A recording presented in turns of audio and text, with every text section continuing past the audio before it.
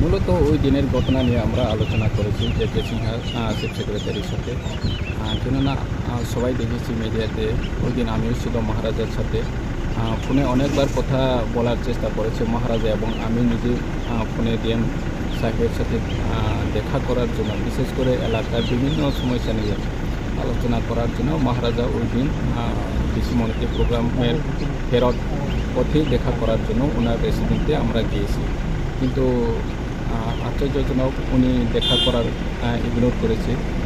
সেটা নিয়ে আমরা চিফ সেক্রেটারির কাছে আজকে এসেছি এবং জানিয়েছি তাকে সিরিয়াসলি বিবেচনা করার জন্য এই বিষয়ে। কি আশ্বাস দিয়েছে সেক্রেটারি?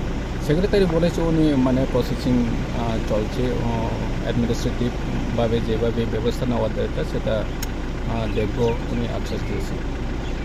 Thank you. আমাদের গোমতী জেলার ডিএম সাহেব আমাদের মহারাজের সঙ্গে যে আচরণটা করেছে ওর জন্য আমরা আজকে চিফ সেক্রেটারিকে একটা কমপ্লেন দিয়েছি, যাতে তাড়াতাড়ি ইনকোয়ারি করে এটা তাড়াতাড়ি অ্যাকশন নেওয়ার জন্য।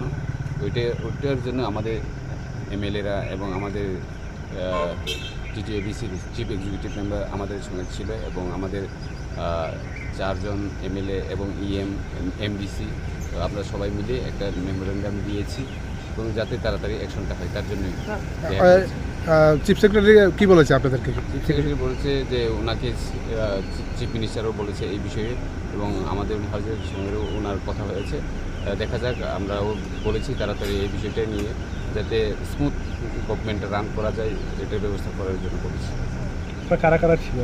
আমাদের এমএলএরা ছিল এবং আমাদের টিটিএডিসির সিএম পূর্ণচন্দ্র জমাতে ছিল। ঠিক আছে।